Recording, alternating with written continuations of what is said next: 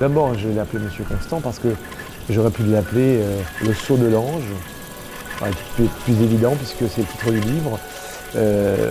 livre de photos que fait Constant, le photographe de guerre, le héros principal du film. Mais je trouvais ça intéressant d'appeler ce film Monsieur.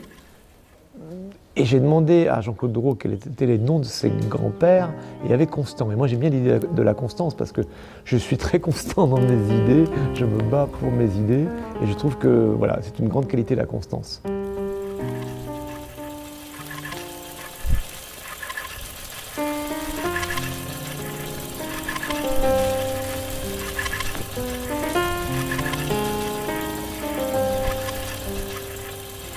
Une histoire d'amour intense, voilà, il l'a dans la peau, il l'aime profondément, plus que tout au monde.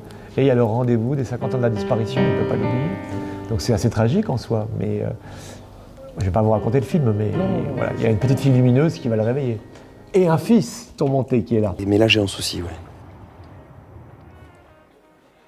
Papa, 2 semaines.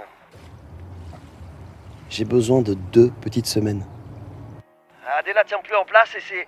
Et elle me pose plein de questions et moi je sais plus quoi lui dire, quoi. Ça, alors moi j'habite en Bretagne, papa. j'ai fait beaucoup de choses liées à la Bretagne, parce qu'il y a eu Excalibur, Tristan et Isolde notamment. L'équipe du tournage est bretonne.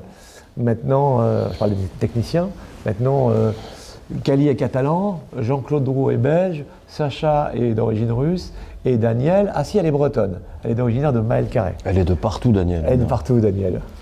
Et dire que c'est la dernière fois que nous nous voyons, toi et moi. Et dire qu'au moment de l'adieu, j'ai de la buée devant les yeux. Je sais, c'était sans importance. Une nuit d'amour, moi je m'en balance. On peut rester copain, copain. C'est beaucoup mieux.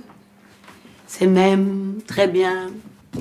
Mon père, je l'ai trouvé énigmatique,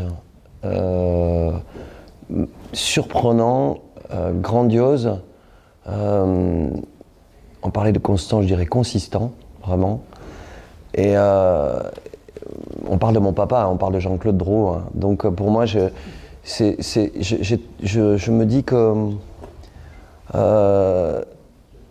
il ne fallait pas trop que je réfléchisse à tout ça, parce que c'est comme regarder une immense montagne et qu'on doit gravir. Si on commence à la regarder trop, on monte jamais tout en haut, quoi. Donc moi, Jean-Claude, pour moi, c'était mon papa était j'aime pas trop le mot légende, mais c'était le rôle pour lui, quoi. Nous, on est tout autour, mais c'était son rôle, quoi. C'était vraiment, c'est ce qui m'a touché. C'est que c'était pas anodin que ça soit lui, c'est son rôle. On y revient, la légende. Ouais, vas-y toi, débrouille-toi. Oui, enfin bon... On ne fait pas un film comme ça. Non, mais bien sûr qu'il y a derrière des tas de raisons. On a tous mis notre cœur dans ce film, donc sur la table pour le faire. Voilà, c'est un film qui, je pense, est sincère. Voilà, c'est un film sincère, profondément sincère. J'ai pas envie de vendre le film, de survendre le film. Je dis que ce film est sincère. Et le tournage était sincère. Donc je crois que ça fait partie aussi. Ouais. C'est pas juste on allume la caméra et un film va se tourner. C'est-à-dire que toute cette période où nous y étions réunis comme une famille, chaque moment aurait pu être... Moi, je me suis retrouvé dans des situations à la cantine, enfin, on déjeunait, et puis je voyais parler Jean-Yves Lafesse avec notre pote fou, et je les voyais parler, je me disais, mais il faut une caméra là, parce que c'est le film, en fait. Et c'était comme ça. Il n'y a pas eu de... Il n'y a pas vraiment... Je crois qu'Alan a réussi à nous évidemment, c'est son film, ce sont ses scènes, c'est son écriture. Il choisit quand il y a une action est coupée, mais je crois que tout le tournage était un film, ouais. Même à côté. Même à côté. Donc il manque ce qu'il y a à côté. Oh, ça manque pas, c'est là. Vous le voyez pas, mais c'est là. Ouais. On vit une larme couler sur son visage radieux.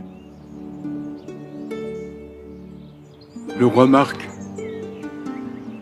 lui prit la main. Elle s'agenouilla devant lui. Puis, elle se mit à danser devant le vieux roi. Et c'est là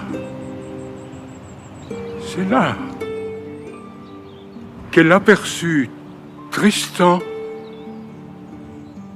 pour la première fois. Comment tourner un film si on n'aime pas les gens avec qui on est? Enfin, moi, je sais que ça existe, mais moi, je ne pourrais pas.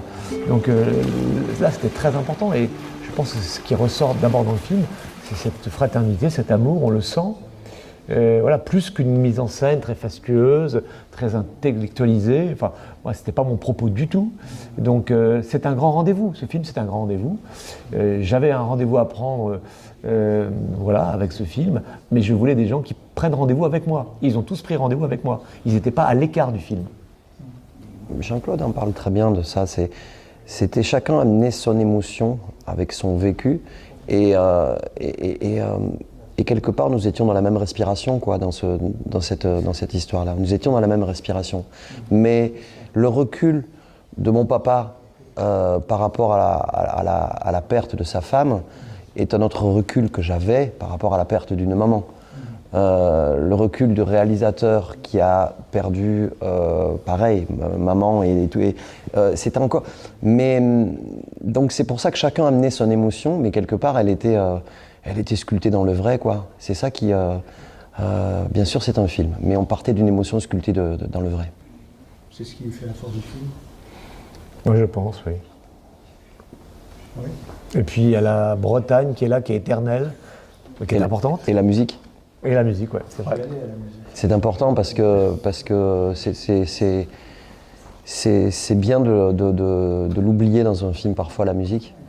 Et alors qu'on se rend compte que c'est elle qui tient l'image, quoi. Voilà. Et c'est ce que j'ai ressenti avec la musique d'Alan.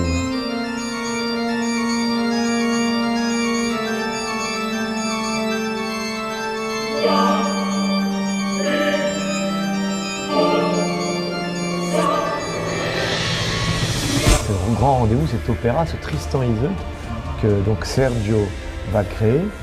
Et donc la musique est importante. Puis bah, c'est vrai que mon premier métier, c'est de composer. Donc évidemment, j'ai soigné, j'espère, la bande originale. Je voulais des beaux thèmes. Moi, je viens d'une génération pour laquelle la musique était très importante au cinéma. Aujourd'hui, elle est un peu plus anecdotique au cinéma, malheureusement. Ça, c'est mon avis. Et par rapport à la musique, et pour aller jusqu'au quelque part, oui, c'est un film, mais la véracité jusqu'au bout. C'est-à-dire quand même à Novosibirsk, nous tournons au théâtre où se joue la pièce, l'œuvre l'opéra d'Alain Simon, le vrai opéra qui se joue tous les jours là-bas. Et on a eu la chance de tourner vraiment. C'est pas un coup monté, quoi. On s'est pas dit on va le faire, on va le monter avec des gens qu'on connaît pas. Non, c'est un opéra écrit par Alan et l'histoire se tourne là-bas, quoi. Exactement. Donc c'est dans la vraie vie aussi. C'est ça moi qui me trouble vraiment. Ouais.